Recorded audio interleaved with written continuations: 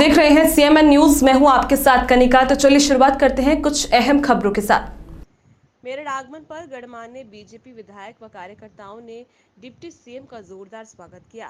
मेरठ के circuit house से ही विभिन्न परियोजनाओं का लोकार्पण करेंगे और शिलान्यास भी करेंगे।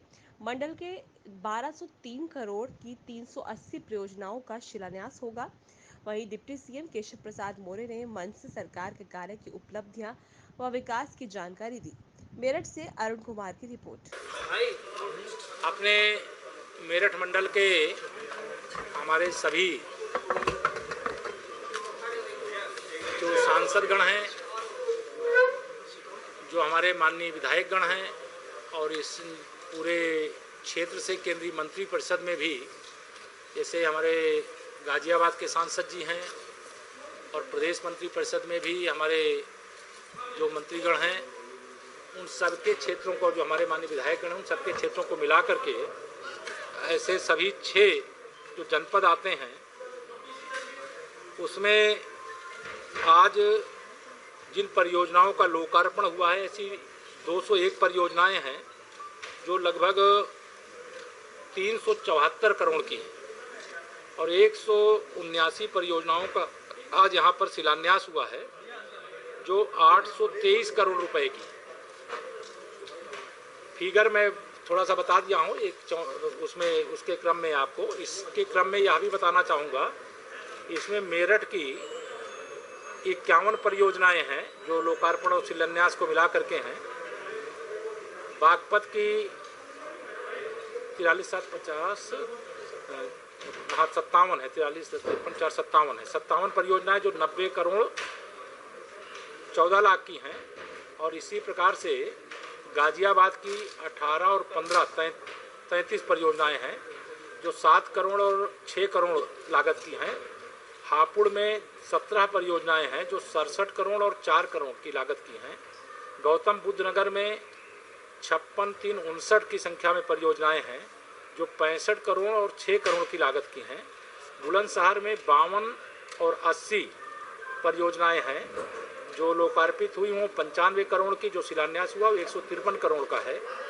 इस प्रकार से मेरठ मंडल के जो लोक निर्माण विभाग के माध्यम से है पूरी परियोजना वो 366 करोड़ 97 लाख की।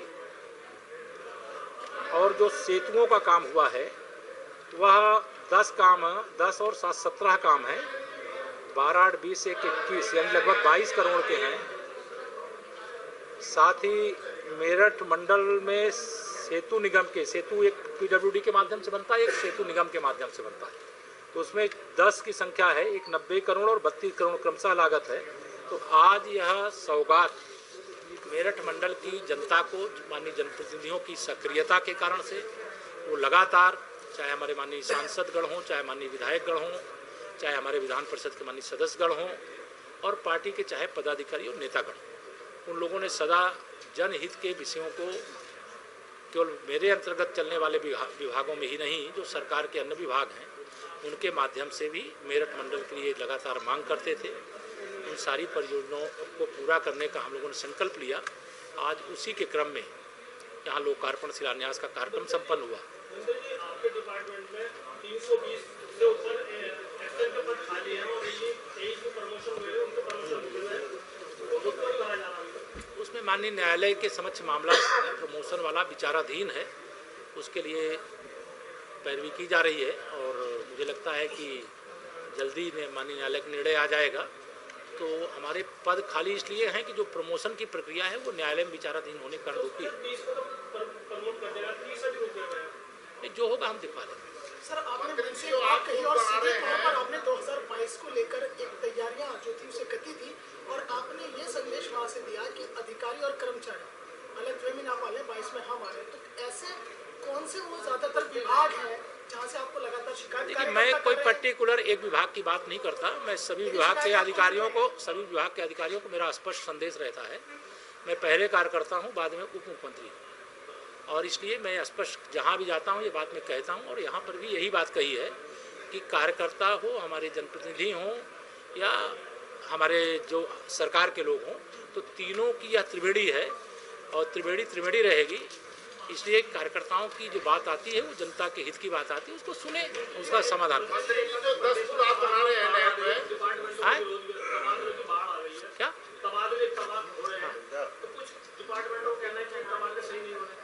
डिपार्टमेंट क्या कह रहा है, आप कहना हो बताइए, मुझे बताता हूँ। तब भी स्थानांतरण नीति आती है तो 20% जिस विभाग के कुल स्ट्रेंथ होती है उसके 20% तक अधिकारी कर्मचारी ट्रांसफर किए जा सकते हैं। वो अभी हम लोग नहीं कर पाते हैं क्योंकि संख्या इतनी बड़ी हो जाती है। तो हाँ, आप 10 पुल बना रहे हैं गंग नहर पुल पर, जो गंग नहर है, इसमें सारे पुल सिंपल पुल बन रहे हैं, जो वहाँ जाम की वजह, अब भी जाम लगता है वहाँ, जितने पुल हैं, फ्लाईओवर एक नहीं बना रहे, क्यों? पैसा भी आप खर्च कर रहे हैं, एंड भी कर रहे हैं, उसके बाद फिर जाम लगेगा। देखिए अभी कोई तकनीकी ढंग से तकनीकी ढंग से जो डीपीआर आया होगा उसके हिसाब से बन रहा होगा। तो जाम तो फिर भी लगेगा नहीं, जब बन जाएगा तो आपको जाम मुक्त यात्रा कराएंगे। आप सर एक प्रश्न है, एक संगठन और सरकार के बीच का कहीं समन्वय प्रश्न है, क्योंकि आपका मत हर प्रकार से पार्टी में बड़ा महत्वपूर्ण माना जाता है, ऐसा पूरा प्रदेश है। उत्तर प्रदेश, पश्चिम उत्तर प्रदेश की राजधानी आप लोग एक लखनऊ कहते हैं और पश्चिम उत्तर प्रदेश की मेरठ है, लेकिन होता ये मेरठ के जनप्रतिनिधियों को अक्सर ये देखा जा रहा है, कोई इसमें इरादा नहीं होगा, ऐसे किस समीकरण में फिट नहीं बैठने का लोगों ने को मंत्रिमंडल प्रतिनिधित्व नहीं मिल पाता है। आपसे आपके मैंने कहा मैं कार्यकर्ता हूँ ना, तो यहाँ के हर कार्यकर्ता, हर जनप्रतिनिधि अपने आप को उप मुख्यमंत्री माने, और केंद्र सरकार में जो लोग हैं उत्तर प्रदेश से, देश के माननीय प्रधानमंत्री जी हैं, देश के माननीय रक्षा मंत्री जी हैं, मतलब दोनों मंत्री प्रतिशत खचाखच भरा हुआ है। और कोई कार्यकर्ता हमारे यहाँ यह नहीं मानता है कि जो अगर कोई हमारे ही बीच के कोई कार्यकर्ता कुछ बना है तो उससे हम कम। सर स्मार्ट सिटी की बात करें, कॉलेजों का उद्घाटन कर रहे हैं, मेडिकल कॉलेजों का उद्घाटन कर रहे हैं, विपक्ष उसमें जातिवाद ढूंढ रहा है, किस-किस के नाम पर कौन-कौन सा कॉलेज है? देखिए जातिवाद, जिसके आँख की अगर इस समय कोई बीमारी हो गई तो उनको आँख की अपनी जांच करानी चाहिए। हम जातिवाद नहीं करते, हम सबको सम्मान देने का काम करते हैं, सबको स्थान देने का काम करते हैं। हमारे नेतृत्व का, माननीय हमारे प्रधानमंत्री जी का नारा सबका साथ, सबका विकास, सबको सम्मान, सबको स्थान, और इससे अगर किसी विपक्ष के नेता को दर्द होता है तो उसकी दवा किसी डॉक्टर से ले, भाजपा का। सर स्मार्ट सिटी की हमेशा बात होती है, लेकिन अगर मेरठ से लेकर मुरादाबाद और गाजियाबाद तक की अगर हम बात करें तो जो सफाई कर्मचारी है वो जनसंख्या से कम दिखाई दे रहे हैं वहाँ पर, और अभी तक भर्ती भी सफाई कर्मचारी की हुई है, बल्कि उनको संविदा से हटाकर आउटसोर्सिंग पर रख दिया गया। कई बार वो लोग आपको ज्ञापन भी दे चुके हैं, ऐसे में भी बहुत वो लोग आए थे, तो क्या अभी ये देखेंगे, आप चिंता मत करो। देखो ये आप यह ध्यान रखो कि हम अभी कह रहे थे, अभी उद्बोधन में भी कह रहे थे, आप सब साथ में थे, कि सपा बसपा की 15 साल, मैं बहुत पीछे नहीं जाना चाहता, 15 साल का जो उनका काम है और 52 महीने का जो हमारा काम है, आप एक तराजू पे रख दो, वो एकदम पसंगा जिसको कहते हैं ना, हो जाएंगे, उनका कहीं अता पता नहीं चलेगा। हमारी सरकार काम कर रही, सबको सम्मान दे रही है। सीटें मिली थी पिछले चुनाव में, 120 सीटें गई थी वेस्ट यूपी से, ये आर्थिक इसकी रीढ़ गणना है, लेकिन 4 साल में आपने 1 रुपया नहीं बढ़ाया, इस पर क्या कहते हैं? देखिए हम पश्चिम उत्तर प्रदेश हो, पूर्वी उत्तर प्रदेश हो, बुंदेलखंड हो, चाहे रुहेलखंड हो, वो सब भारतीय जनता पार्टी के हृदय में स्थान रखता है, और गन्ना पश्चिम में भी होता है, पूरब में भी होता है। सरकार हर विषय को बहुत ध्यान रखती है, गंभीरता से।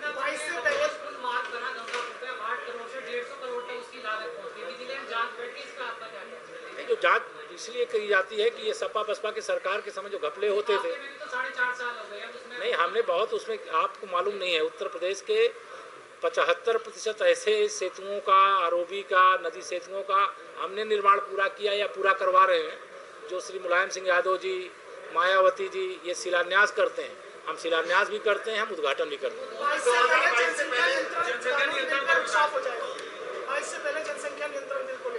नहीं अभी उस पर तो आयोग, अब आप सबका मत जानने की कोशिश करके, जब मत जान करके सबका अध्ययन करके जो विषय आएगा वो 22 से पहले होगा कि 22 के बाद होगा, इस पे अभी कोई अंतिम निर्णय तब होगा जब संदेह सब मंत्री जी बसपा जो है वो मीडिया फ्रेंडली है, लेकिन पिछले कुछ दिनों में चैनल्स के ऊपर, अखबारों के ऊपर लगातार छापे पड़े, क्या मीडिया की आवाज दबाने की कोशिश? ये कभी, ये भारतीय जनता पार्टी का चरित्र नहीं है, और भारतीय जनता पार्टी का चरित्र यही है कि हम लोकतंत्र को सदा मजबूत करते हैं और सदा मजबूत करने का काम करते हैं। हमारी केंद्र और प्रदेश सरकार का यही लक्ष्य है, उसको कभी भी ये दृष्टि से ना देखें कि किसी को इसलिए मतलब कहीं छापा पड़ा होगा, अब कोई शिकायत मिली हो, कोई छापा पड़ा होगा, इसमें सरकार का रोल नहीं रहता। ये अभी मैं उस पर कैसे जवाब दे सकता हूँ? ईडी का छापा है या कोई शिकायत मिली होगी तो आप उनको छापा डालना वो अलग इशू है, तो मेरा विषय नहीं। मंत्री जी, आपने नाम दिया प्रियंका यादव, प्रियंका वाड्रा, ट्विटर यादव, क्या नाम दिए हैं? आपको नहीं लगता है कि वो ट्विटर के अलावा कुछ करते हैं? हमें जरा मेरठ में आवे, पसीना बहावे। अच्छा आप बताओ, अगर यूपी का आम नहीं पसंद है तो ये बोलने की क्या जरूरत है? यूपी का अपमान क्यों करते भाई? 24 करोड़ यहाँ की जनता है, आप यूपी का आम खाओ चाहे देश से किसी प्रदेश का आम खाओ, ये कोई शराब नहीं है ना विदेश से लाई हुई, तो इससे पूरे यूपी का अपमान होता। मुझे भी अपमान लगा, मैं यूपी का हूँ। तो राहुल गांधी जी से ये अपेक्षा नहीं है। अमेठी में हार गए तो इससे चिड़े हुए हैं यूपी से, लेकिन उनकी मम्मी जीती हैं राहुल वहाँ रायबरेली से, लेकिन अगली बार उनको रायबरेली से भी हराया। मैं नामकरण नहीं किया हूँ, मैं तो बता रहा हूँ कि आम कोई आप बताओ, ये अपमान नहीं? आप लोगों को नहीं लगता यूपी के लोग ये करना चाहिए? वो इस प्रकार की बयानबाजी करते हैं जो नहीं करना चाहिए। हाँ? जी बहन जी बोल रहे हैं, उनका भी सवाल ले लेंगे।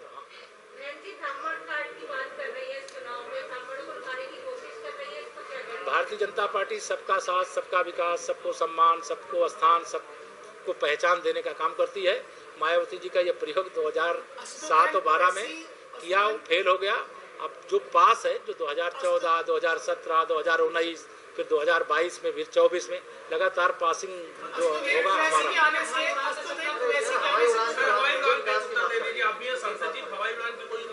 हाँ, पूरी 100% उम्मीद रखिए। आप मेरठ से जहाँ भी जाना चाहेंगे आपको वहाँ पहुँचाने की पूरी व्यवस्था की जाएगी। धन्यवाद।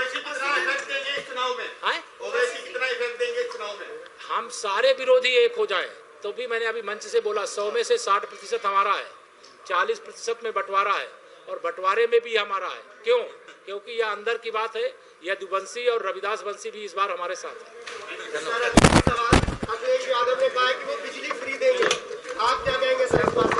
जब वो सत्ता में थे, जो करना चाहिए वो किए नहीं, केवल गुंडागर्दी किए, जमीनों पे कब्जा करवाए, मकानों पे कब्जा करवाए, महिलाओं पे अत्याचार। हम बिजली, उनके समय में कितनी बिजली मिलती थी आपको, हमारे समय कितनी बिजली मिलती है, उसका अंतर आप ध्यान रखिए। अब जो नगर निगम की सड़कें होंगी उसके लिए नगर निगम को बात करेंगे और बाकी जो विभागों की सड़कें होंगी उनको हम बना रहे हैं। अब हो गया ना?